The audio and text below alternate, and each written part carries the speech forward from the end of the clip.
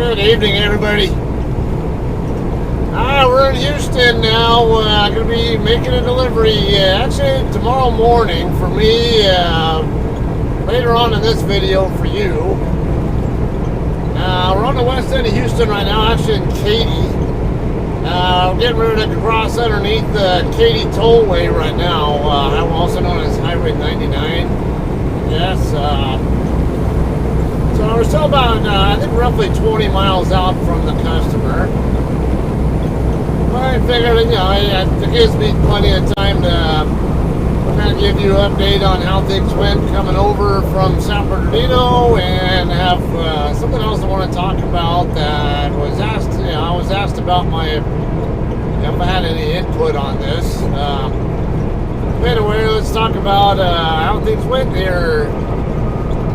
From San Bernardino, I ended up just shutting down at on that shift at the TA in Eloy. My intent was to get my drive tire replaced there, or I wanted to stop at a TA or petrol specifically, and I could have made it all the way to Lordsburg. I couldn't make it to the petrol in Deming, New Mexico. And I don't tend to like having Loves do my tire changes because they don't allow you to sit in wait in your truck while you're getting the work done. And sometimes, more on that in a second though. Yeah, I tend to try to avoid that. At least I have an option. If I do want to stay in my truck, I can. But mind you, so if I wanted to have a TA or Petro to stop at, I was going to have to use either the one in Eloy, Arizona, the one in Wilcox, Arizona, at the 340 mile marker on I-10, or not, I'd have to stop at a Love's or something like the one in Benson, Arizona, at 301 or so mile marker, or whatever else. So, and I was already getting to like 4:30 in the morning Arizona time or so by the time I got to Eloy, and I was going to want to stop for a nap. And so I just decided, you know what, I'm just going to go ahead and shut down here. I'm already within 1,120 or so miles. That was only going to be a 560 mile average on the next two shifts to get there. The reason why I shut down earlier is because a friend of mine, name's Brian, he's actually here on YouTube by the name of Handies, Handies. I'm going to check his channel out. He's not as active as I am, but he occasionally posts. He's been to the customer before that I'm going to, and he gave me some intel about it. That basically you can park overnight there across the street or whatever near their right there by their facility, and they'll actually come out and wake you up or something if you're not already awake, and tell you to go and dock in or whatever. So I kind of changed my game plan. So I was thinking about just trying to get as close as I could on the first two shifts. Like I mentioned on the San Bernardino pickup, the Hook and Book video. Let's see. Oh, thank you. That just made it easy for me. Because I was kind of I wasn't sure if I wanted to. I don't want to pass on the right if I don't need to, and that truck in the next lane over to the left was kind of affected my planning with how to get around this red car right here. Well, the red car just made it easy for me, so they get a thank you there.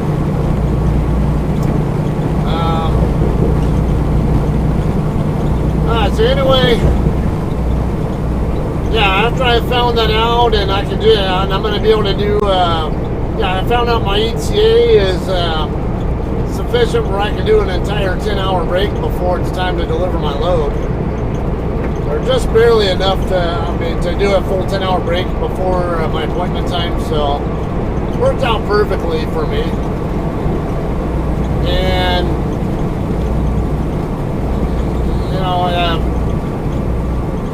up changing my plan on how to run the shift. I just decided, you know what, I'm going to go ahead and stop at the, I'll just stay in Eloy, and then I'll run a longer shift yesterday or into this morning, and then run a kind of not so long shift today. I mean, decent shift today, but not long.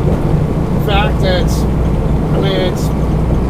going to be about as much as I can do without needing a 30-minute break, basically. In fact, I got 35 minutes left on my 8-hour clock right now, and I believe I'm about 15 miles away now, somewhere within about that range. Speaking of that, I do have a couple of different routes I'm going to take here. I mean, I can take.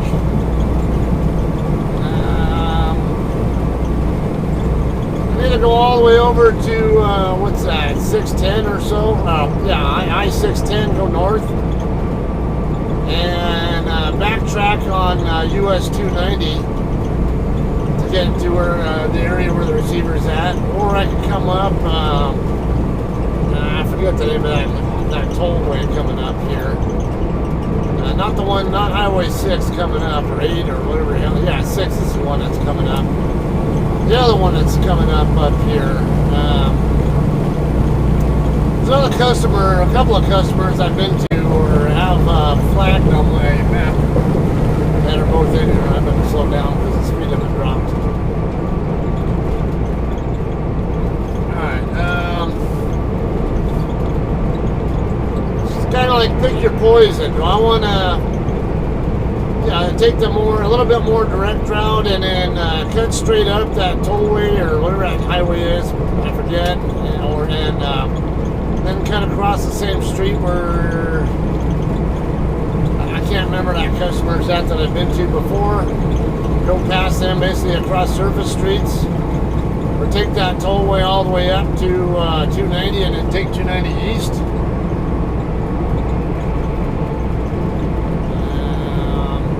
Or do I want to stay here on 10 all the way to the 610 and then backtrack?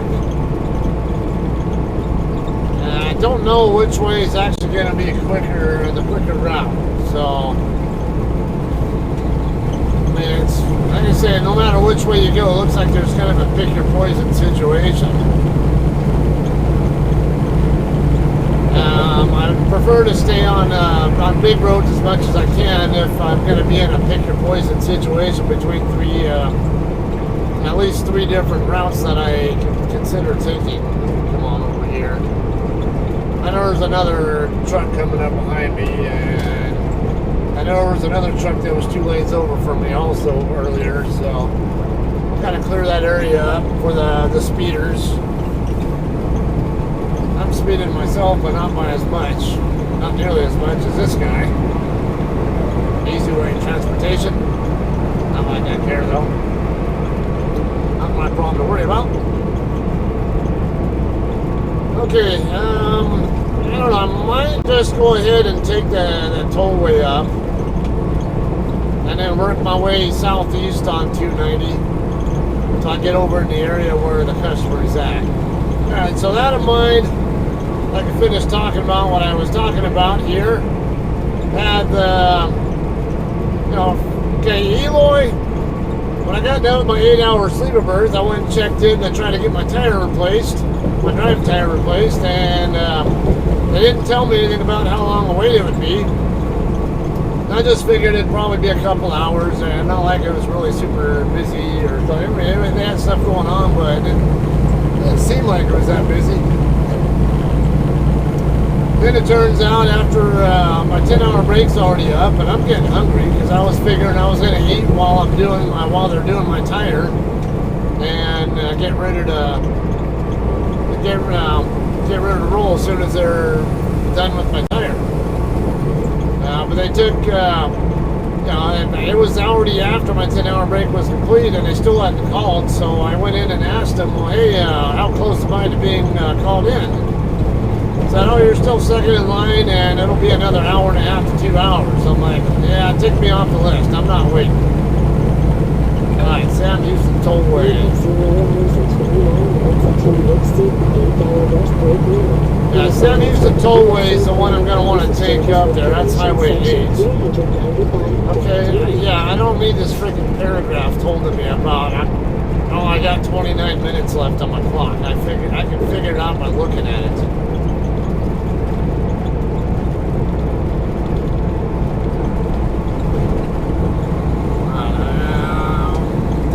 I think I'm going to have to work my way over now if I want to get on the tollway.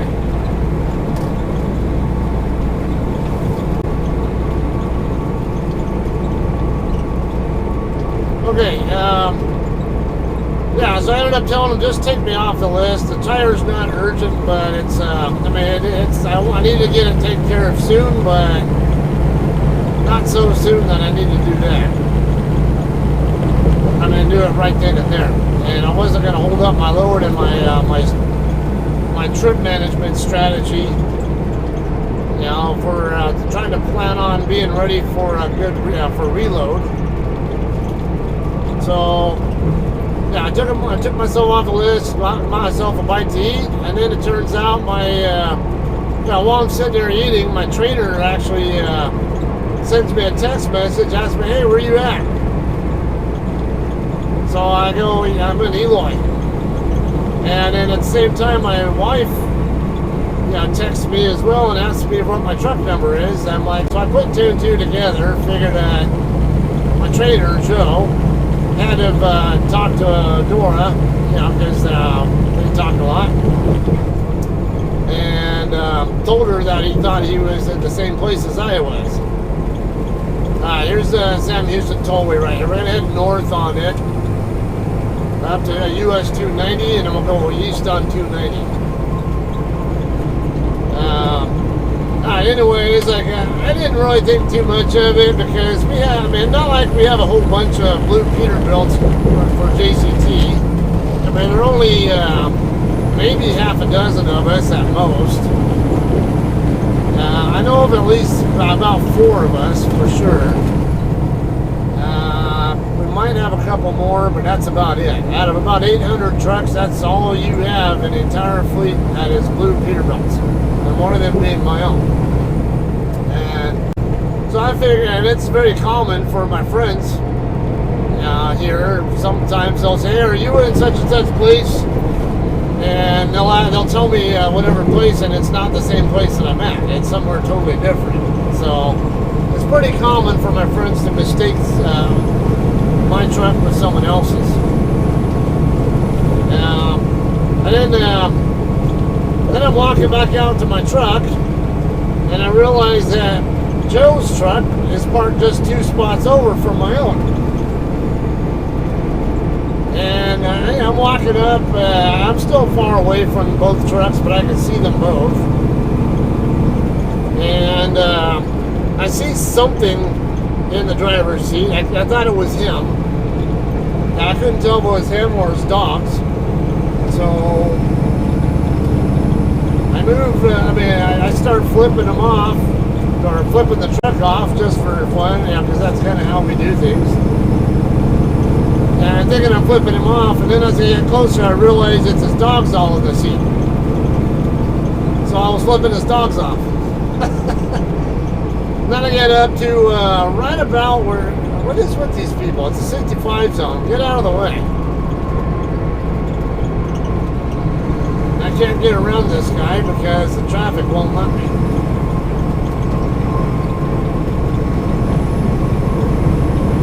Alright, I get up just about to the nose of Joe's truck, and I decide, you know what, that's not him. I just figured I'll turn, go back, just hang out and wait, and look at my phone, whatever, see if he's messaged back. And I turn around and I see him back, toward the end of the road that was coming up from the tire shop. Looking down at his phone, looking like, I guess he was getting ready to text me back, basically telling me, he was about to tell me to look to my right. Of course, I wasn't even in my truck though, and the curtains were gone. But let's slide over here.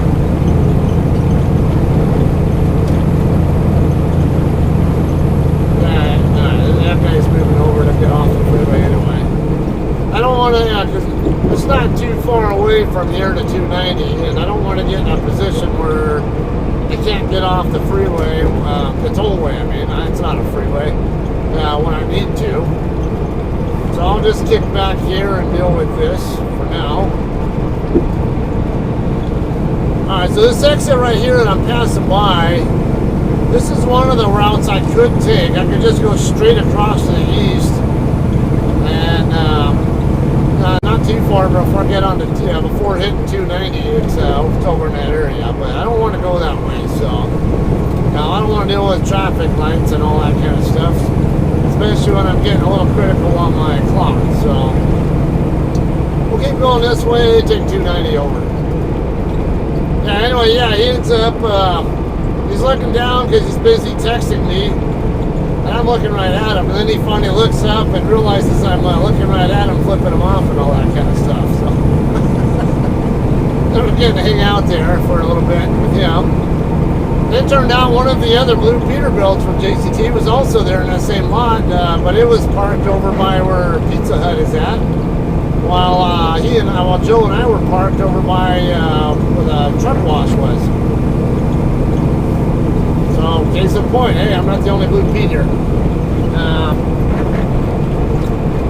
Alright, so that was the first interesting thing, and then on the next shift, my buddies Daniel and Jesse and I were all having a conference call with each other. And somehow, I don't remember how it came up, but one of our easy tag, easy slide over.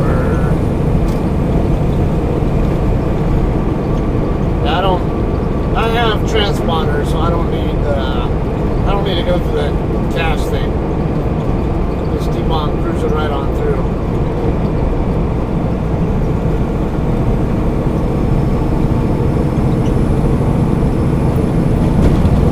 Alright, 290 East coming up really soon here though, 3/4 mile.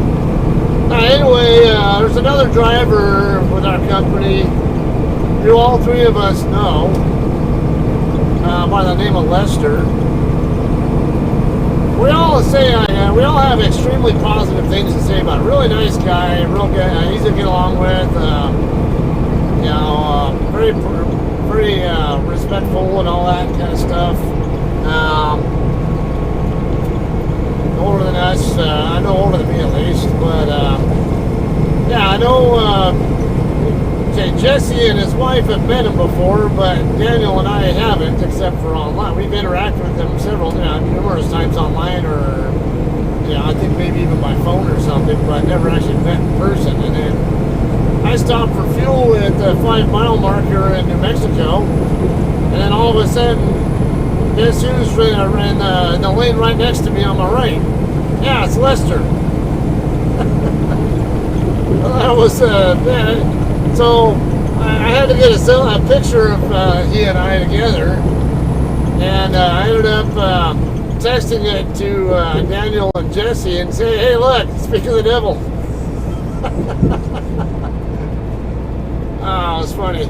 We got a chance to caravan together short distance because he's also coming eastbound. He's going to New Katy, the Walmart DC, which is over here in Houston, northeast of here.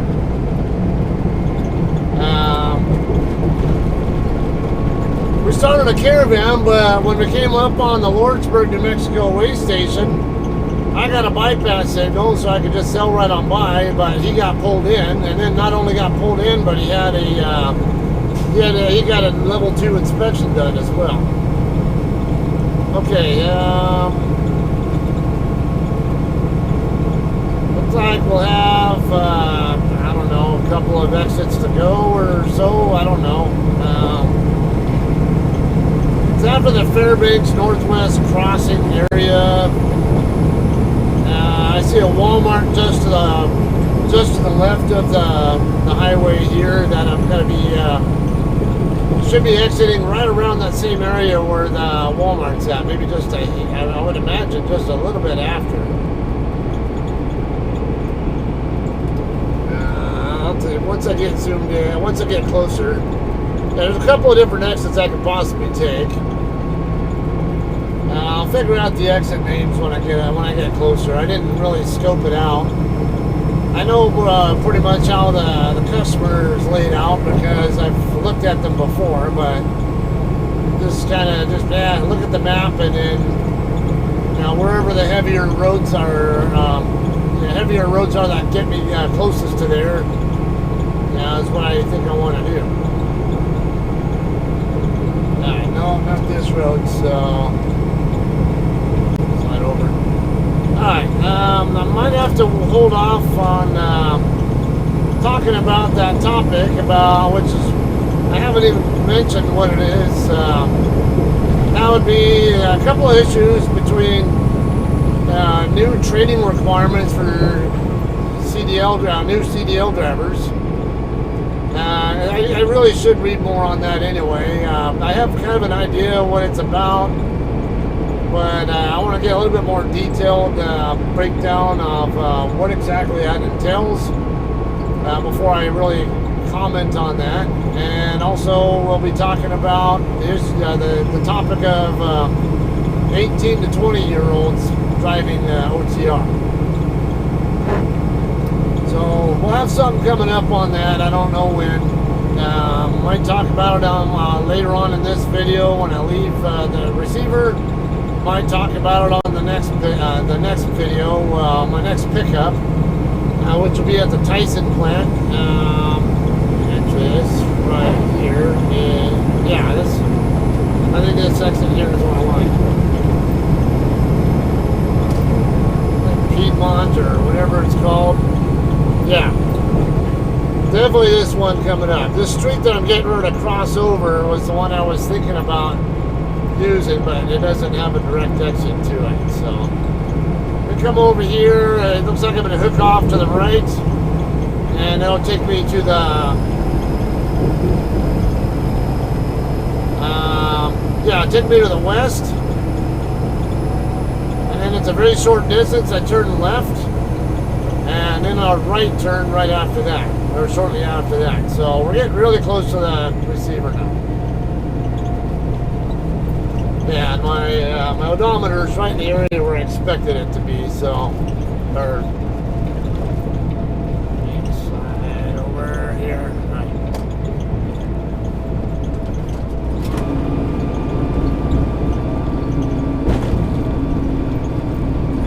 Okay, I should have a turn. Yeah, I should be coming up really soon here, right after this hotel, I think. This isn't a street right here, is it?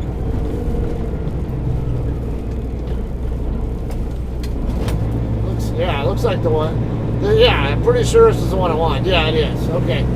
So right after this motel here, use this little turn here. I swear it looked like a driveway into their own property or something. Alright, yield sign here.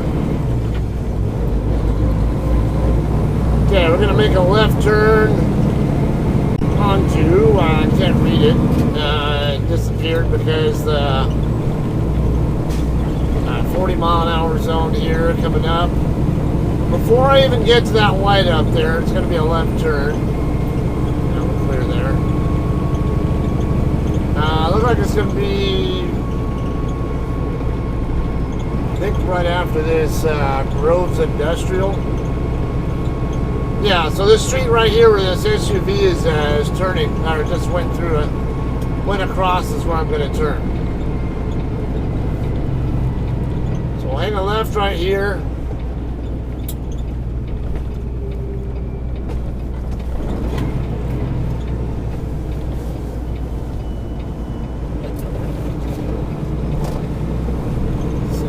Skateboard parked here.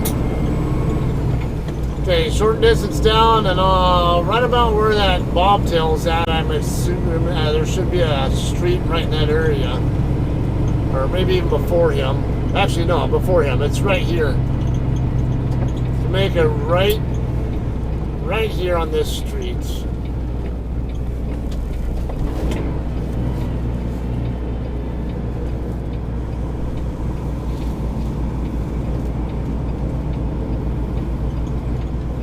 No parking. violators will be towed. What? Alright, so yeah, right here on the left side, I believe is where I was told I could park here. Let me double check that this is the right spot. I'm pretty sure it is.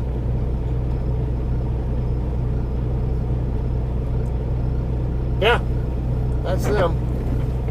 Okay, so let me get moving at least away from the driveway. Because people have to set up for their backing, so I think I do see another truck up there. At least let me get in off-duty stat and my post trip, whatever, started. Yeah, I was told to park right in front, basically right across the street from their docks. And yeah, this building right here behind me into the, I'm gonna push that down a little bit here. Right here behind me to the left is the customer, Wei-Chuan. It's basically a Chinese, Asian, whatever food place. I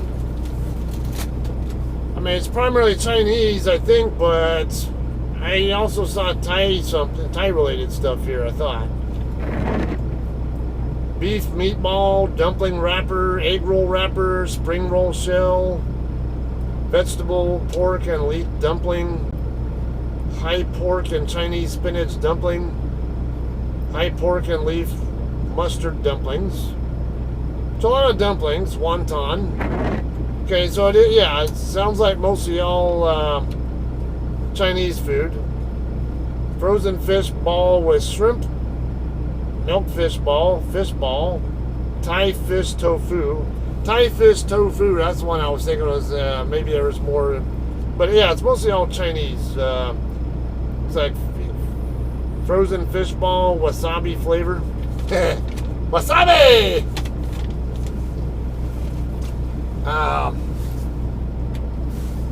Okay,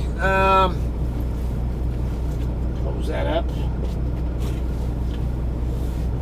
Well, I don't want to ramble too much, and so I think on the topics that I was talking about there, training mandates for new drivers that they're going to enact pretty soon, and 18 to 20-year-old drivers. Yeah, I'll talk about that in another video, so this video doesn't end up excessively long. So I'm still going to have time in here in this video for showing you guys the docking, and also getting out of here, heading out. So we'll just say from here, I don't know. You know, I guess we'll save some of that time on this, so it's just not too excessively long for you guys, all right? All right. Anyway, this is on Langtree Street. Looks like just west of Langfield Road, I think is what it says. It's over on. It's basically on the west northwest side of Houston. The easy way to describe it. Off of Piedmont Drive and US 290. Looks like an area called Kempwood. Those of you guys from the Houston area might recognize all these, all this stuff I'm saying. Not my area. I'm just, yeah, I can just kind of tell you what I see on the map, and that's about it. So, all right.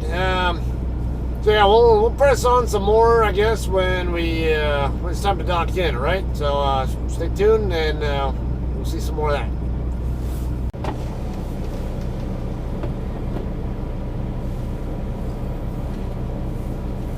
Are they open yet? Huh? Are they open yet? Yeah. Oh, okay.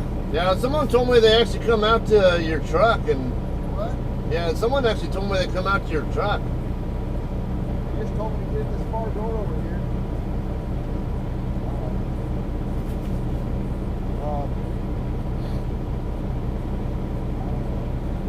I'd never been here before, so I wasn't familiar with the setup.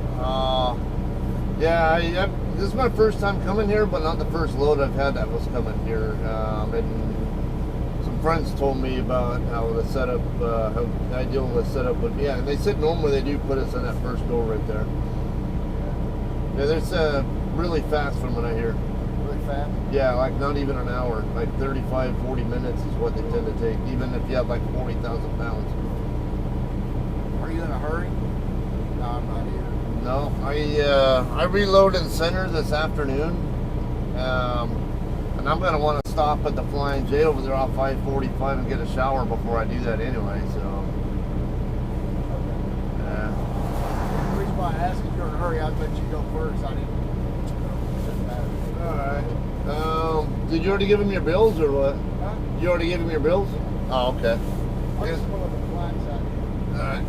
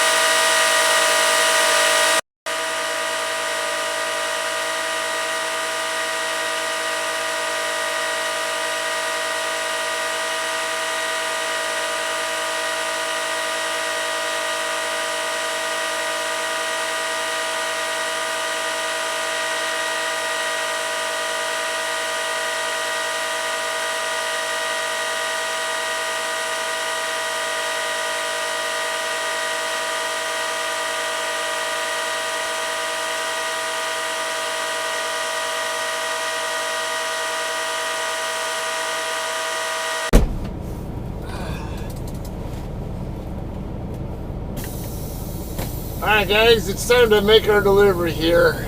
Let me go my personal convey, forced to move. Let me, well, I was gonna slide over to the other side so I can have plenty of room to work with, but it's the other JCT driver who showed up to deliver is pulling out of the door right now. Actually, he's coming by, as you see.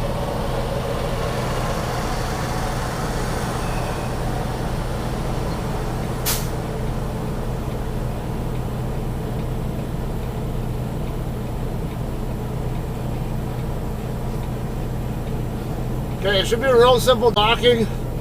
Now he came in, he had a blind side in because he came in facing the opposite direction. Probably saw that. So when you do come here, if you don't want a blind side, make sure you come in the direction that I came. Try to remember that. Alright, so we'll go ahead and nobody's, yeah, looks like we're all clear here.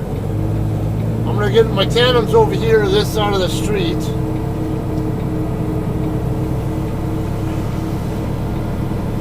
I just saw a four-wheeler coming down the street there, so. Alright, now. I've got FedEx coming now. FedEx and another car behind them.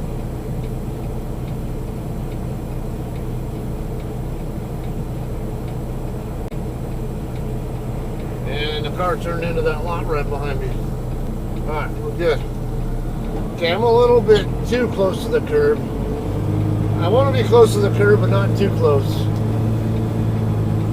Because I want to be able to come into the driveway at a good angle, so I'm going to come out this direction.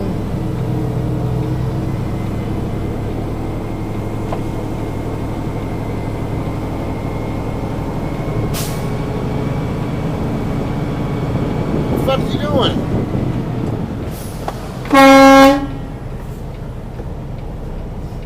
Fucking moron. Don't try to pass trucks when we're trying to back.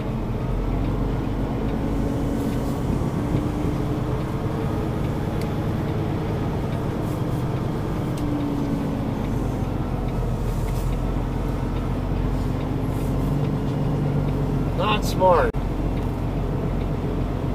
Okay, we got, well, look at this. This is beautiful. This could not be easier.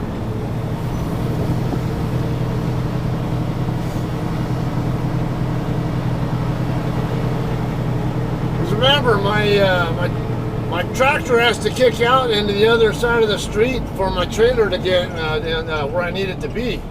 Don't try to go around us when you see us backing. Sit there and wait.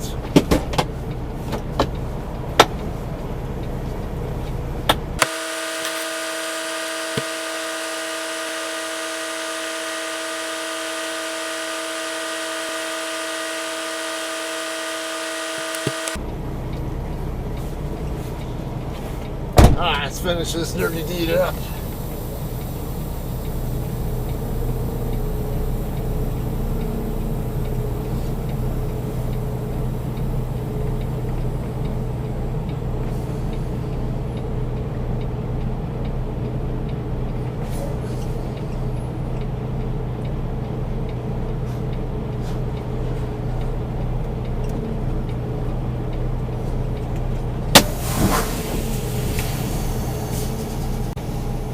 Have a winner here. Okay, so we saw a very easy backing setup. Hopefully there were a couple of little tips in there that might have helped some of you guys out. I'll kind of explain that. So I want my tandems to be this side of the street and as close. Ideally, the more I'm on this side, the less my tractor has to kick out to the other side. But there's no way around this. Your tractor's going to have to be on the other side of the street. And ideally, because you don't know how wide the driveway is always going to be. I mean, because a trailer can take up space pretty fast. There's plenty of room in this driveway, and I knew there would be, but sometimes you might deliver to a place like this that doesn't have quite as wide a looking driveway or whatever, and angles are important. And if you come in at the wrong angle, there's a much stronger chance you're going to hit something you don't want to be hitting. So that was what I was saying. Perfect world, I want my tandems on this side of the street, on the entrance side of my dock, whatever. But I don't want to come in at a really bad angle. I'd rather have the trailer come in. If I'm docked like this, I want my trailer coming in like this, not like that, if whenever possible. So, and same when you're backing in at truck stops. Backing in between other trucks, this is where people always get hit, is because you're using this same wrong mentality where you're just trying to dive the trailer right into that gap that's in between the two, when you should instead be focusing on what angle you're going in there at, and how to go about that is to aim the trailer at an imaginary spot that's out in front of that gap, not into it. So if you were going to try to dock in next to me right here, you'd want to aim your trailer out about, 10 feet or so, 5-10 feet out in front of my tractor, not in here into this gap right beside me. That's one of the biggest tips I can probably give you about not having accidents, when backing accidents.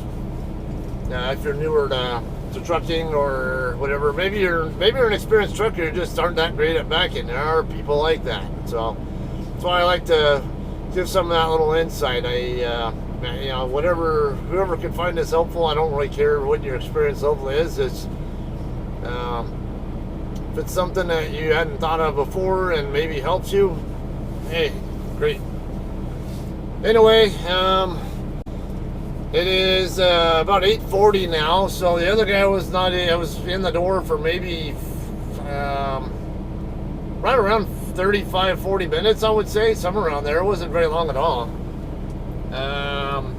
I'm expecting I won't be here that long either, so I'm gonna go ahead and shut up, and we'll finish up when it's time to get out of here, right? So I don't know, but I wanted the video to be excessively long, so might not go all the way to the Flying J.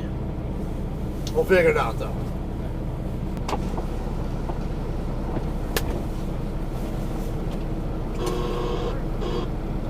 Thanks a lot. Have a good day.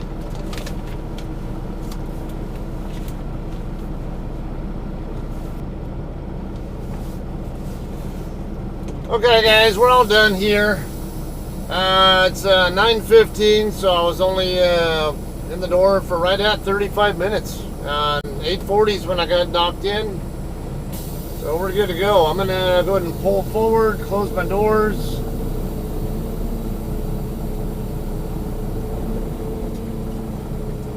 I do have a pickup in Center, Texas.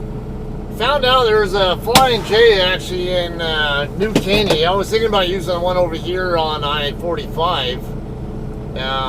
There is a truck wash across from it, but I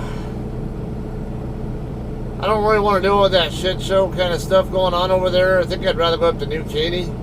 And there's a truck wash up on the way up to Center in Redland, I believe is what the town is called, that I tend to stop at on the way up to Center. So probably end up stopping there for that. So let me get my doors closed and we'll make our way over to the freeway or tollway.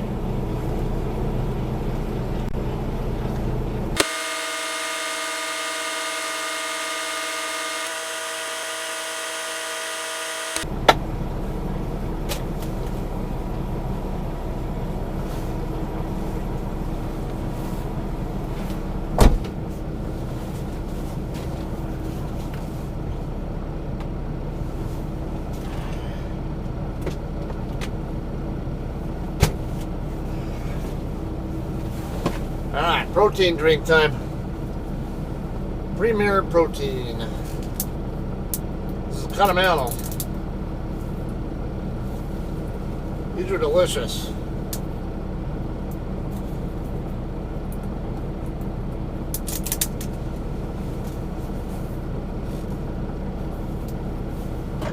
Alright, I'm going to get my empty call sent and we'll get rolling here. Okay, so I was originally going to do the Flying J over on the north end of Houston, almost in the spring. But like I say, it can be a shit show over there. I don't like trying to turn out of that Flying J. It's a left turn that you have to do against kind of sometimes pretty busy two-way traffic. The truck wash is fine, but then why would I go there when I can stop somewhere else for that? So what I'm going to go ahead and do is we'll come back out the same way. I'm going to go into the Flying J in New Caney.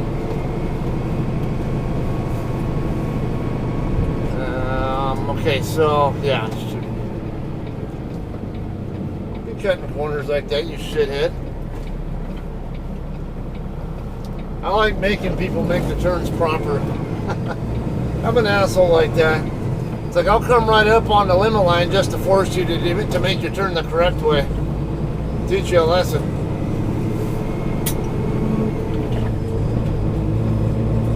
Alright, so obviously right turn out of their lot, and left turn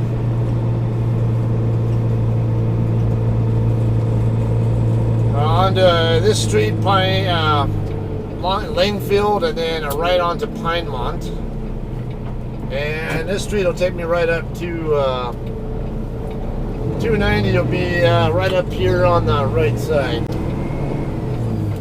going to run over the curb.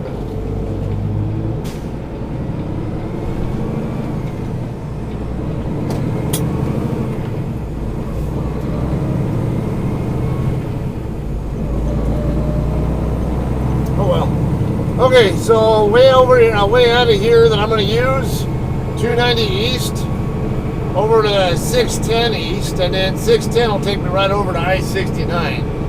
There's also a pilot off of 610 and a Love's, not too far east of where 610 and 69 meet up, but I'm not interested in going there. I want to get out of the more direct Houston area. Get more into the suburb area, I guess I would call it. And normally I wouldn't mind hanging out here because I have one of my active duty friends actually lives here in the area. And probably would already told them, hey, I'm coming through here, but I know I'm on a shorter schedule, so decided not to do that. Yeah, I just want to get my shower and then head over to Center, even if Center's probably going to make me wait. Okay, I need both lanes, even if I use the right lane, so because I need my tractor out in that other lane. Looks like we might have an opening here as soon as this Empire guy goes.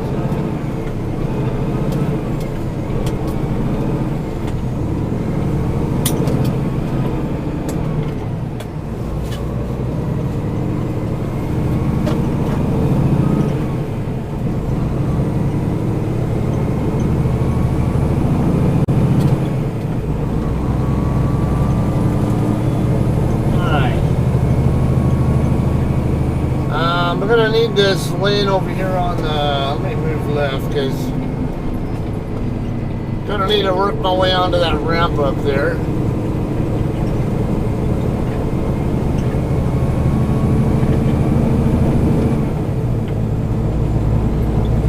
CFX. Alright, so I'll have to stay back and drop in behind him. Oh no, he's that lane over. Okay. See if I can accelerate into this gap here between. Yeah, this guy's letting me over. Give him a few flashes with my marker lights. If you guys are not, if you guys don't drive for a living, marker light, sometimes we tend to flash our marker lights or clearance lights or whatever. My truck, there's a button, spring-loaded button right here on the left side, on my left multi-function switch, where my turn signal is at. I just press in on that to do that. Some other trucks, like Cascadias, 610 is 2 miles away. Freightliner Cascadias, for example, the marker interrupt switch is over here on the right side. That you use your thumb on it, basically on top of on the spoke of the steering wheel. And some of them also have another button here to interrupt your headlights. Mine does not have that feature, but some do. Man, is this guy going to be a problem now again?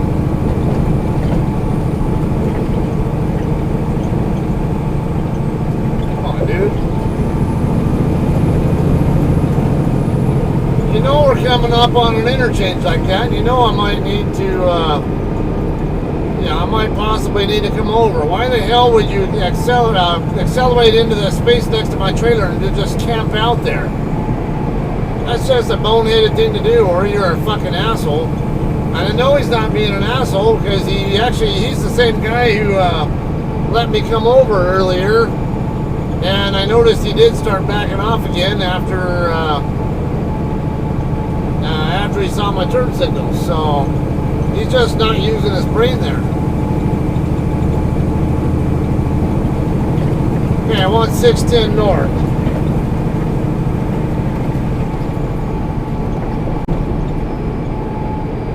Take us over toward I-69. We'll head up north on 69. Anyway, so this is probably enough footage anyway, and I want to keep it under an hour, so you guys have an idea what my plan is or how I'm getting out of the area. So I'm going to go ahead and end this one now, and I'll have another video coming for you guys really soon here. Pick up at the Tyson plant in Center, Texas, all right? So you guys, and if I have time that I'm sitting there waiting, I do want to talk about the other stuff I talked about earlier. And then also, or something else that I learned about today while reading CDL Life News that I think would be educational and useful to some of you guys.